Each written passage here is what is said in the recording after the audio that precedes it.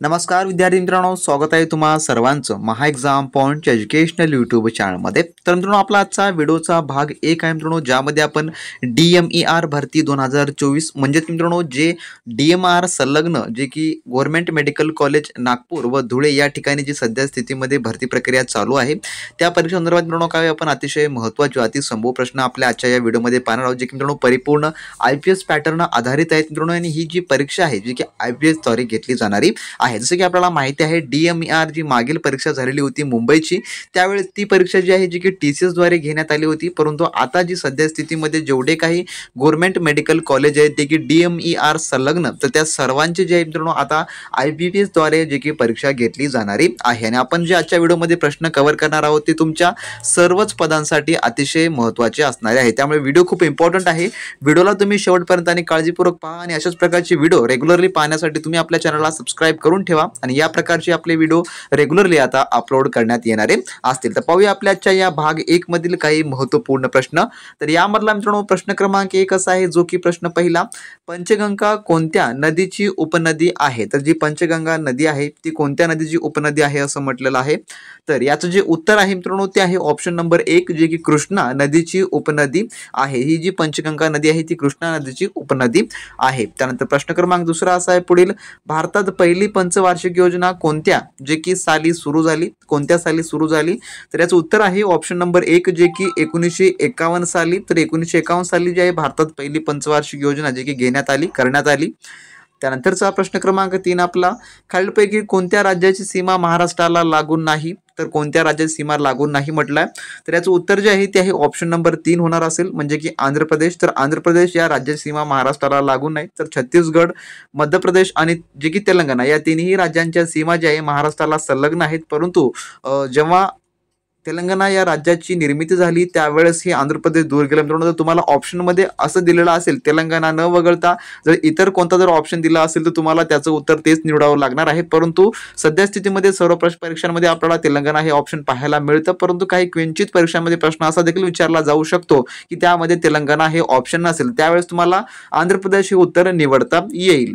त्यानंतरचा प्रश्न क्रमांक 4 असा आहे मित्रांनो, प्राणहिता म्हणून डॅश व डॅश यांच्या एकत्रित प्रवास ओळखले जाते? तर याचं जे उत्तर आहे मित्रांनो ते आहे ऑप्शन नंबर 4, जे की वर्धा व वैनगंगा या नद्यांच्या दोन्ही प्रवास जे आहे जे की प्राणहिता म्हणून जे आहे ते ओळखलं जातं। ऑप्शन नंबर 4 हे याचं उत्तर होणार असेल। त्यानंतरचा प्रश्न क्रमांक 5, नॅशनल केमिकल लॅबोरेटरी कोणत्या ठिकाणी आहे किंवा डॅश या ठिकाणी आहे? तर याचं उत्तर आहे ऑप्शन नंबर 4, पुणे या ठिकाणी आहे। त्यानंतरचा 6वा प्रश्न, महाराष्ट्र राज्य बियाणे महामंडळ डॅश या ठिकाणी आहे? तर याचं उत्तर आहे ऑप्शन नंबर 3, अकोला या ठिकाणी आहे। त्यानंतरचा 7वा प्रश्न, संत चोखामेळा समाधी डॅश या ठिकाणी आहे? तर याचं उत्तर जे आहे ते आहे ऑप्शन नंबर 3, मंगळवेढा या ठिकाणी आहे। त्यानंतरचा 8वा प्रश्न, नरनाळा किल्ला डॅश या जिल्ह्यामध्ये आहे? तर याचं उत्तर आहे ऑप्शन नंबर 3, अकोला या जिल्ह्यामध्ये आहे।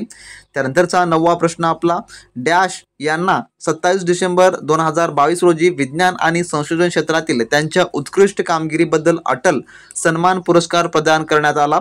तर याचं उत्तर जे आहे ते आहे ऑप्शन नंबर 3, जे की प्रभुचंद मिश्रा यांना जो आहे प्रदान करण्यात आला। त्यानंतरचा 10वा प्रश्न आपला, फुटबॉलचे जादूगर म्हणून ओळख असलेले महान फुटबॉलपटू पेले यांचे 82व्या वर्षी निधन झाले, ते कोणत्या देशाचे होते? तर याचं उत्तर जे आहे ते आहे ऑप्शन नंबर 3, जे की ब्राझील या देशाचे होते। त्यानंतरचा प्रश्न क्रमांक 11वा, फिफा फुटबॉल विश्वकप 2022 मध्ये किती संघाने सहभाग घेतला होता?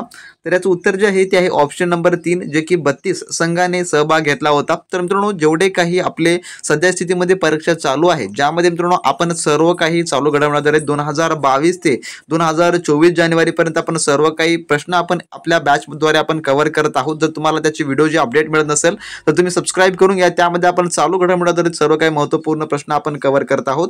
त्यानंतर प्रश्न क्रमांक 12वा, केवळ समारंभात वाजल्या जाणाऱ्या शहनाई या वाद्याला स्वातंत्र्य वाद्य म्हणून कोणी ओळख मिळवून दिली? तर याचं उत्तर आहे ऑप्शन नंबर 2, जे की उस्ताद बिस्मिल्ला खां यांनी। त्यानंतरचा 13वा प्रश्न, कोणत्या राज्याने डिजिटल तिकीट सिस्टमचा वापर करत टॅप इन टॅप आउट सुविधा सुरू केली? तर याचं उत्तर जे आहे ते आहे ऑप्शन नंबर 1, महाराष्ट्र या राज्याने।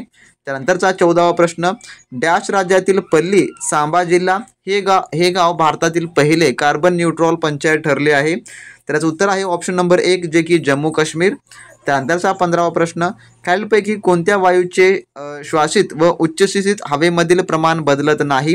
तर याचं उत्तर आहे ऑप्शन नंबर 3 जे की ऑक्सिजन. तसे मित्रांनो तुम्हाला जर सध्या स्थितीमध्ये चालू असलेल्या आपल्या DMER भरतीसाठी मित्रांनो जर एक्सपेक्टेड क्वेश्चनचे टेस्ट किंवा नोट्स हवे असतील जे की परिपूर्ण मित्रांनो IBPS पॅटर्न आधारित आहेत, जर तुम्हाला ते मिळवायचं असेल तर डिस्क्रिप्शन बॉक्समध्ये आपल्या ऑफिशियली व्हॉट्सअप सर्व्हरची लिंक मित्रांनो उपलब्ध करून देण्यात आलेली आहे, ज्याद्वारे तुमचं सर्व काही अभ्यासक्रम हा कव्हर होणार असेल, ज्यामध्ये आपण लेटेस्ट पॅटर्न 2024 मित्रांनो आपण त्यामध्ये अभ्यासक्रम कव्हर केला. IPSने आतापर्यंत जेवढे काही परीक्षा घेतली आहेत त्यांना अनुसरून सर्व काही मित्रांनो आपले टेस्ट सिरीज व नोट्स मित्रांनो बनवण्यात आलेलं आहे. जर तुम्हाला ते मिळवायचं असेल तर डिस्क्रिप्शन बॉक्समध्ये आपल्या ऑफिशियल व्हॉट्सअप सर्व्हरची लिंक दिली आहे, तुम्ही त्यांच्याशी कॉन्टॅक्ट करून ते मिळवून घ्या. आणि ज्या विद्यार्थ्यांना मित्रांनो जेवढे काही टेक्निकल क्वेश्चन्स बँक हवे असतील तर टेक्निकल देखील आपल्याकडे उपलब्ध आहे, तुम्ही टेक्निकल देखील त्या ठिकाणी मिळवू शकता. जर मित्रांनो परिपूर्ण तयारीसाठी तुम्ही नक्की त्याचा अभ्यास करा, त्यामधलं तुमच्या परीक्षेमध्ये 100% मित्रांनो विचारलं जाणार असेल. त्यानंतर 16वा प्रश्न आपला असा आहे पुढील, खालीलपैकी कोण हे संयुक्त लोकसेवा आयोगाची स्थापना करू शकते? तर याचं उत्तर जे आहे ते आहे मित्रांनो ऑप्शन नंबर 3 जे की भारताचे राष्ट्रपती हे जे आहे जे की संयुक्त लोकसेवा आयोगाची स्थापना करू शकतात. त्यानंतरचा 17वा प्रश्न, शरीराचा तोल सांभाळण्याचे काम खालीलपैकी कोणाकडून केले जाते? तर याचं उत्तर आहे ऑप्शन नंबर 1 जे की लहान मेंदूकडून केले जातं. त्यानंतर आपला 18वा प्रश्न असा आहे, संयुक्त संस्थाने किंवा युनायटेड स्टेट्स या नावाचा प्रवर्तक म्हणून आपणास डॅश यांचा निर्देश करावा लागतो? तर याचं उत्तर जे आहे ते आहे ऑप्शन नंबर 3 जे की फ्रँकलिन रूझवेल्ट यांचा करावा लागतो. त्यानंतरचा 19वा प्रश्न, भारत सरकारच्या कृषी व शेतकरी कल्याण मंत्रालयाच्या वतीने फलोत्पादन समूह विकास कार्यक्रम सुरू करण्यात आला, या कार्यक्रमाचा उद्देश काय होता?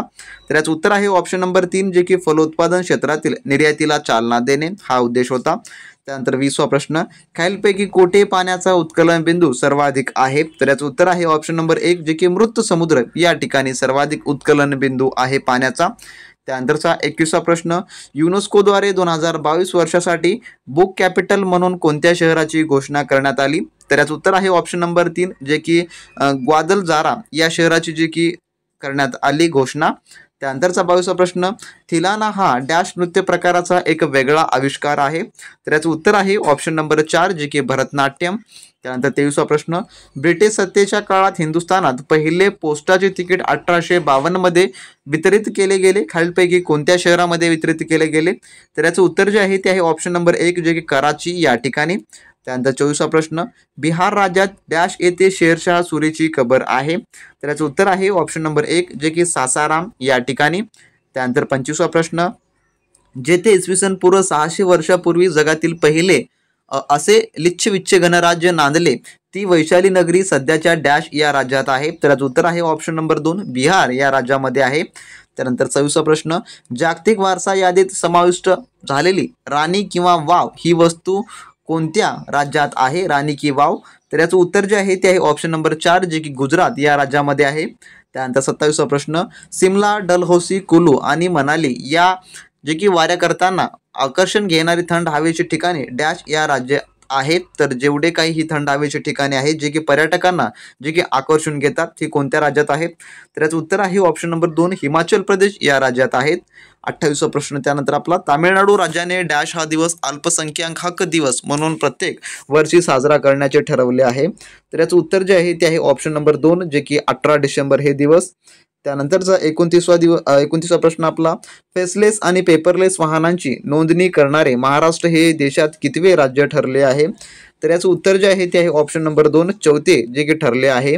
त्यानंतर 30वा प्रश्न, खालीलपैकी कशाची लागवड कोरडवाहू जमिनीत केली असता ते अधिक फायद्याचे व सोयीस्कर ठरते? तर याचं उत्तर आहे ऑप्शन नंबर 3 जे की फळझाडे. त्यानंतरचा 31वा प्रश्न, हातमागावरील उत्कृष्ट विणीच्या पितांबराबद्दल प्रसिद्ध असलेले येवले हे स्थळ कोणत्या जिल्ह्यात आहे? तर याचं उत्तर आहे ऑप्शन नंबर 1 नाशिक जिल्ह्यात आहे. त्यानंतरचा 32वा प्रश्न, खालीलपैकी कोणते क्षेत्र गोदावरी नदीकाठी वसलेलं नाही? तर याचं उत्तर आहे ऑप्शन नंबर 4 पंढरपूर. त्यानंतरचा 33वा प्रश्न, पश्चिम किनारपट्टी समांतर असलेली डॅश ही पर्वतरांग महाराष्ट्रात दक्षिण उत्तर पसरलेली आहे? तर याचं उत्तर आहे ऑप्शन नंबर 2 जे की सह्याद्री. त्यानंतरचा आपला पुढील प्रश्न जो की 34वा प्रश्न आहे, औरंगाबाद जिल्ह्यात अजिंठाच्या डोंगररांगा म्हणून ओळखल्या जाणाऱ्या डोंगररांगांनाच नाशिक जिल्ह्यात डॅश नावाने ओळखले जाते? तर याचं उत्तर आहे ऑप्शन नंबर 1 सातमाळा. त्यानंतर 35वा प्रश्न, खालीलपैकी कोणती नदी ही राज्याच्या पठारी प्रदेशातून वाहत नाही? तर याचं उत्तर आहे ऑप्शन नंबर 3 जे की सूर्या, जे की वाहत नाही, कोणत्या पठारी प्रदेशातून वाहत नाही. तर मित्रांनो असे हे आपल्या आजच्या व्हिडिओमधले काही आपण टॉप 35 क्वेश्चन आपल्या भाग 1 मध्ये आपण कव्हर केले आहेत. तर अशा प्रकारचे लेक्चर आपले इथून आता रेग्युलरली येणारे असतील, जे की तुमच्या परीक्षा दृष्टिकोनातून महत्त्वाचे आहेत, तुमच्या परीक्षेमध्ये विचारले जाऊ शकतात या स्वरूपाचे प्रश्न मित्रांनो.